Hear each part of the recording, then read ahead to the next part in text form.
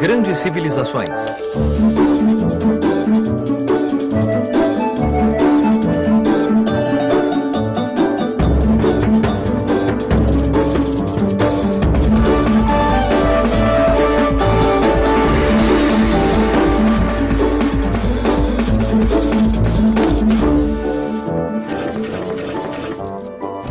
Os Maias, primeira parte.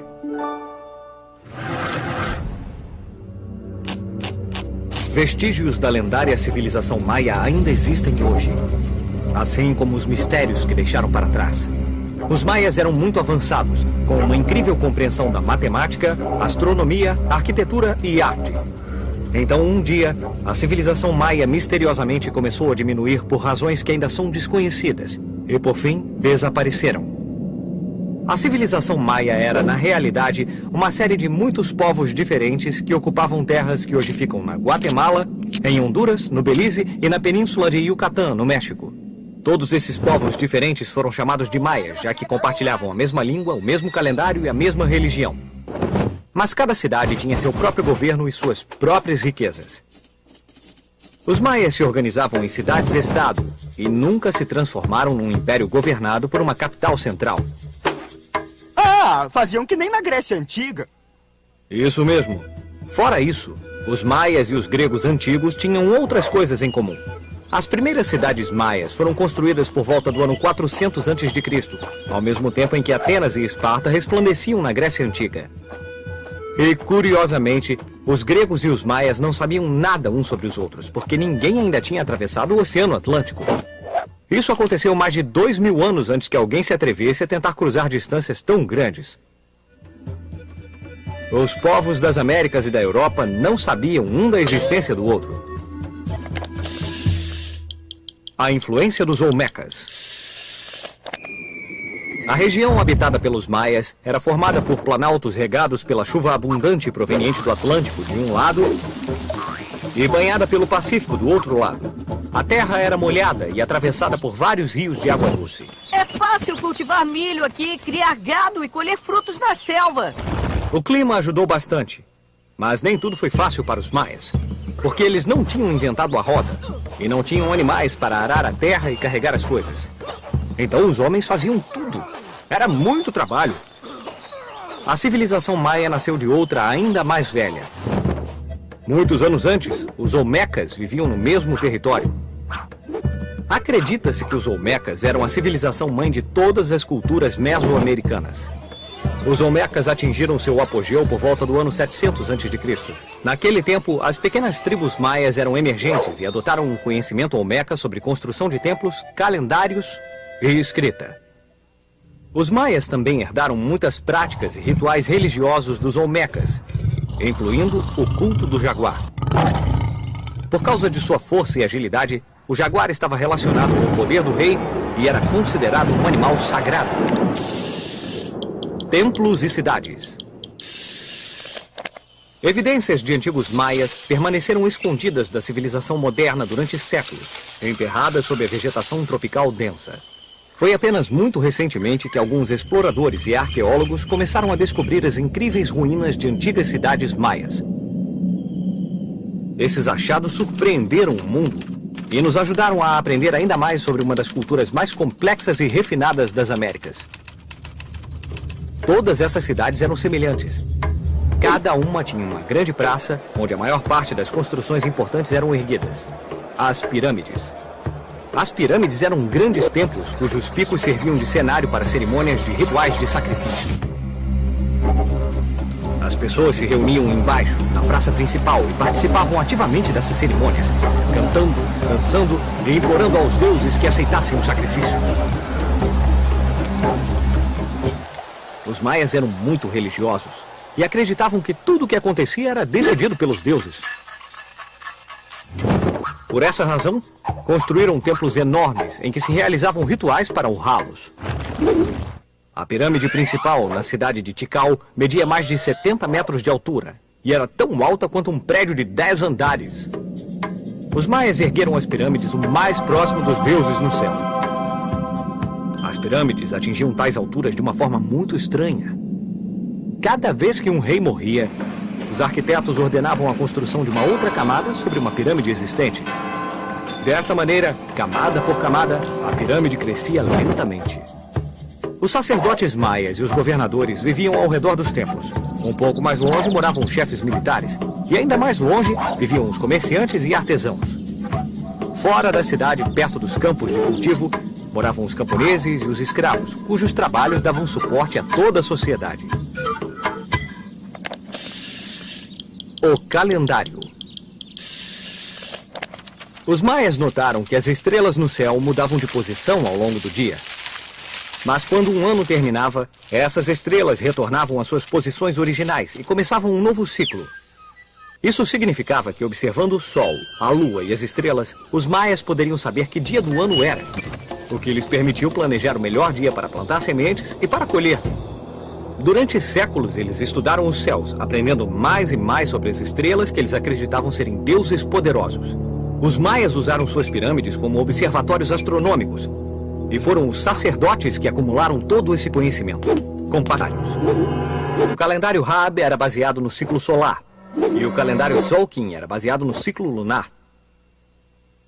O calendário solar dos maias era de 365 dias, exatamente como o nosso, mas a maneira como eles entendiam o tempo era totalmente diferente.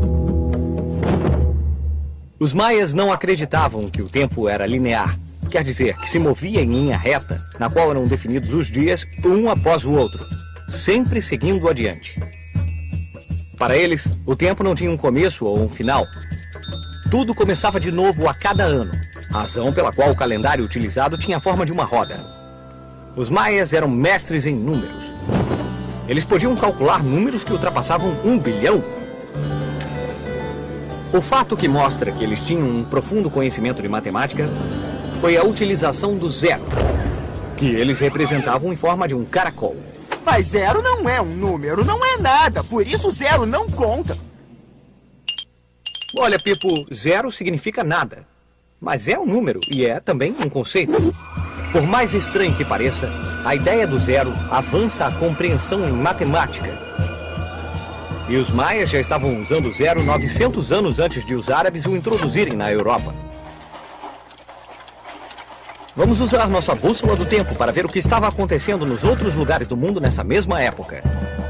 O que estava acontecendo no Oriente Médio, enquanto os maias foram misteriosamente abandonando suas cidades? Ao mesmo tempo em que a civilização maia estava em declínio, do outro lado do mundo, a lendária cidade de Jerusalém estava nas mãos dos árabes. Os árabes tinham tomado a cidade dos bizantinos havia alguns séculos. Mas no ano 1071, os turcos retomaram Jerusalém e assumiram o controle da cidade. Os turcos proibiram a entrada de peregrinos cristãos que viajavam para visitar o Santo Sepulcro de Jesus.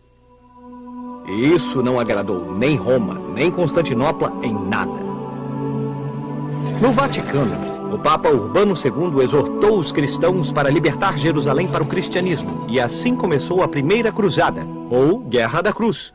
Em 1096, uma força europeia reuniu-se com um exército de Constantinopla. Seus líderes foram inspirados não só pela fé religiosa, mas também pelo desejo de aumentar sua riqueza e conquistar territórios.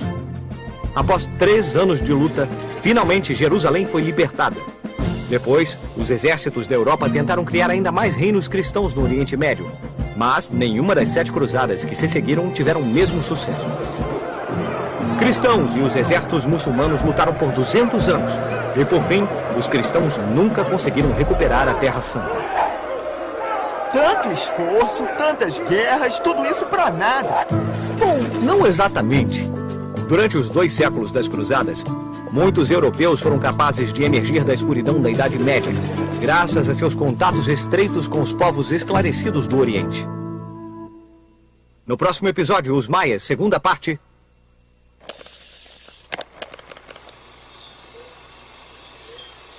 Quem são estes homens esculpidos em pedra? Por que os outros estão a seus pés usando máscaras?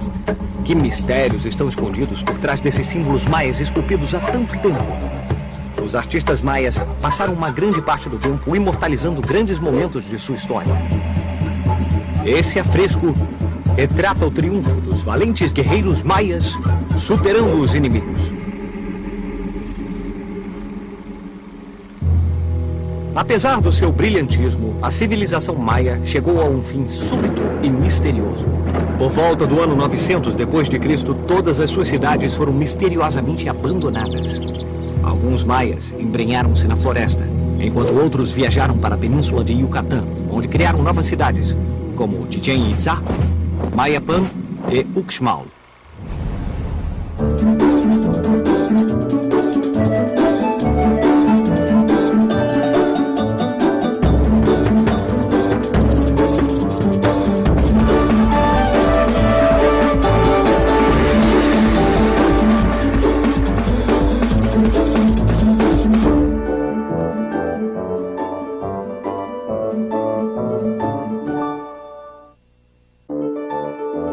No último episódio de Grandes Civilizações,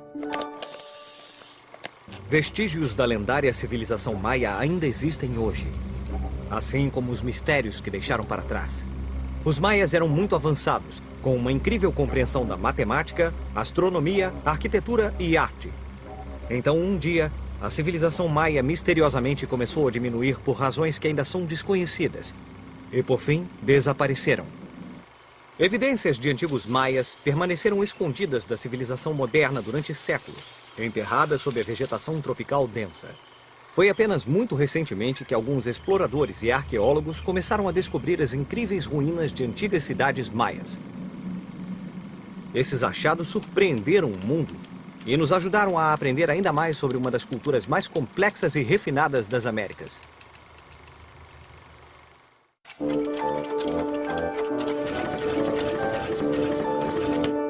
Grandes Civilizações.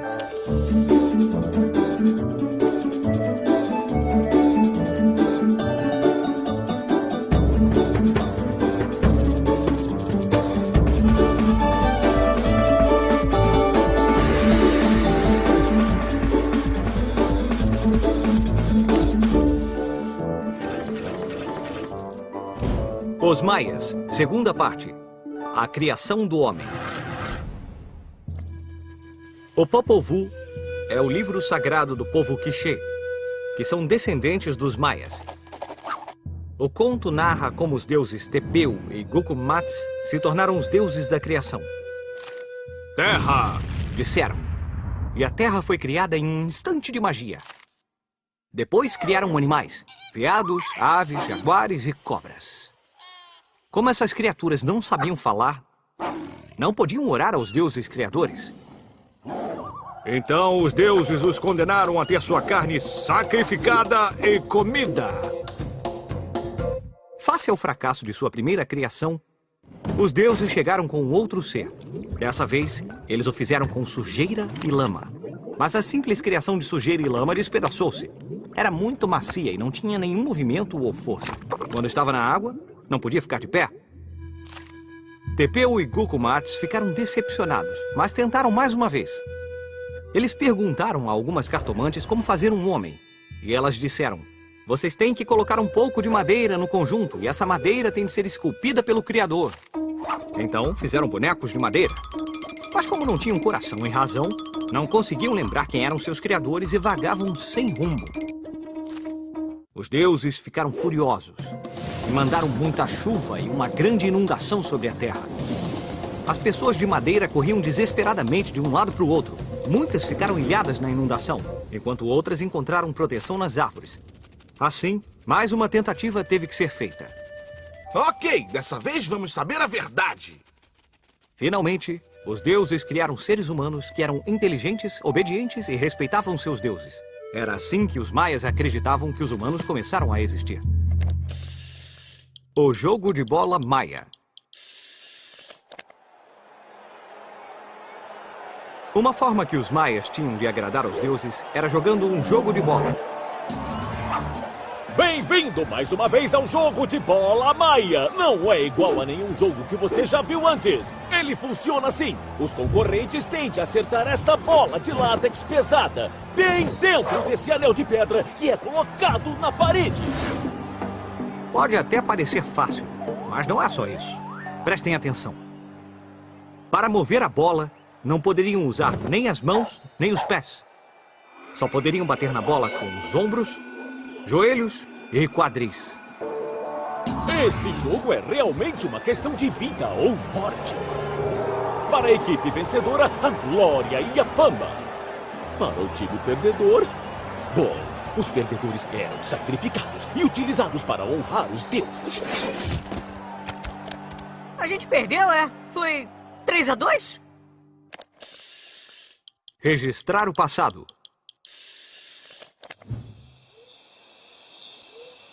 Quem são estes homens esculpidos em pedra? Por que os outros estão a seus pés usando máscaras? Que mistérios estão escondidos por trás desses símbolos maias esculpidos há tanto tempo? Os artistas maias passaram uma grande parte do tempo imortalizando grandes momentos de sua história. Assim, as futuras gerações seriam capazes de entender melhor quem eram seus antepassados e de sentir orgulho deles. Um exemplo pode ser encontrado nesses afrescos datados de 790 d.C., descobertos na cidade de Bonampak. Neles, podemos ver a decoração elaborada de guerreiros enfrentando outras figuras que estão quase nuas. Esse afresco retrata o triunfo dos valentes guerreiros maias superando os inimigos. Mas os maias não apenas deixaram um registro de sua história através de pinturas. Eles também criaram um sistema de escrita baseado nessas formas quadradas com símbolos que chamamos de glifos.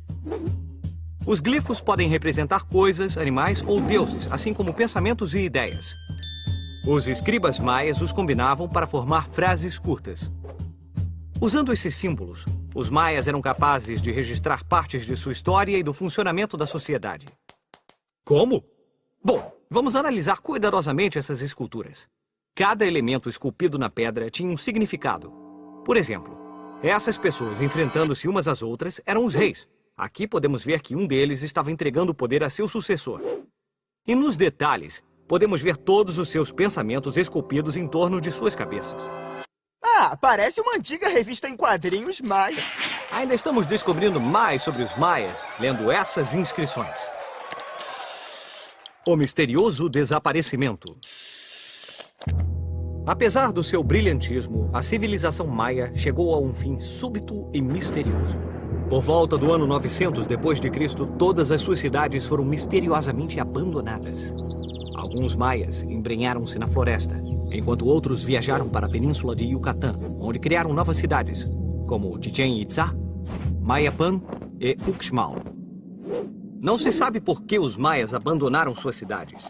Alguns pesquisadores modernos têm essa teoria. Durante os últimos anos da civilização maia, um grupo de governadores ambiciosos começou a olhar de cima a sabedoria de seus ancestrais. Tornaram-se menos interessados em matemática e ciências e estavam apenas preocupados com o aumento do seu poder militar e com a conquista de cidades vizinhas. Essas guerras causaram morte e destruição. E depois de alguns anos de seca, veio a escassez de alimentos. Os sobreviventes tiveram de abandonar suas casas em busca de comida e paz. Quando os espanhóis chegaram em 1527, havia apenas algumas cidades enfraquecidas a leste. Os espanhóis tinham vindo conquistar os maias, que mesmo em seu estado debilitado foram capazes de enfrentá-los numa luta dura. Além disso, os maias não tinham um governo central para ser conquistado, nem um rei para ser derrubado. Isso significava que os espanhóis tiveram que derrotar cada cidade uma por uma. 200 anos depois, os maias foram finalmente conquistados. Das origens humildes ao clímax de sua potência e depois para o declínio misterioso, os maias foram um dos povos mais surpreendentes e sofisticados na América pré-colombiana. Vamos usar nossa bússola do tempo para ver o que estava acontecendo nos outros lugares do mundo nessa mesma época. O que estava acontecendo na Europa, enquanto os espanhóis estavam conquistando as cidades-estado debilitadas dos maias na península de Yucatán?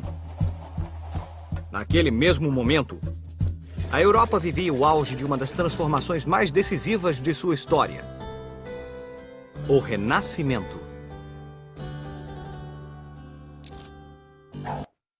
Renascimento? Você quer dizer que eles voltaram da morte? Como se fossem zumbis? Bom, não exatamente, Pipo.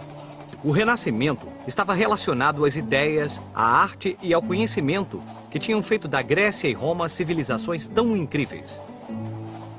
Ao longo dos séculos XV e XVI, os europeus estavam renovando sua paixão pela aprendizagem e pela descoberta. Essas mudanças radicais na forma como as pessoas pensavam e aprendiam marcou o fim da Idade Média e o início do mundo moderno. Alguns acreditam que o Renascimento começou na Itália, quando os intelectuais, artistas e cientistas começaram a questionar os ensinamentos religiosos rigorosos que tinham bloqueado o desenvolvimento da aprendizagem. Após a queda de Constantinopla em 1453, que ficou nas mãos dos turcos otomanos, muitos antigos manuscritos gregos começaram a chegar à Itália. Pouco tempo depois, um alemão chamado Johannes Gutenberg inventou o primeiro tipo de prensa móvel. Ele ajudou a imprimir uma maior quantidade de livros a um custo menor, o que significa que essas novas ideias eram acessíveis a um número maior de pessoas. Algumas descobertas feitas naquela época eram dificilmente aceitas pelo clero e pelas autoridades. Uma delas foi feita por um cientista chamado Nicolau Copérnico. Após a morte de Copérnico, em 1543, um de seus livros foi publicado, intitulado de Revolutionibus Orbium Celestium. Nela, ele explicava como descobriu que a Terra girava em torno do Sol. Essa ideia, que é tão comum hoje, foi um verdadeiro desafio, porque até então, todos acreditavam que a Terra era o centro do universo.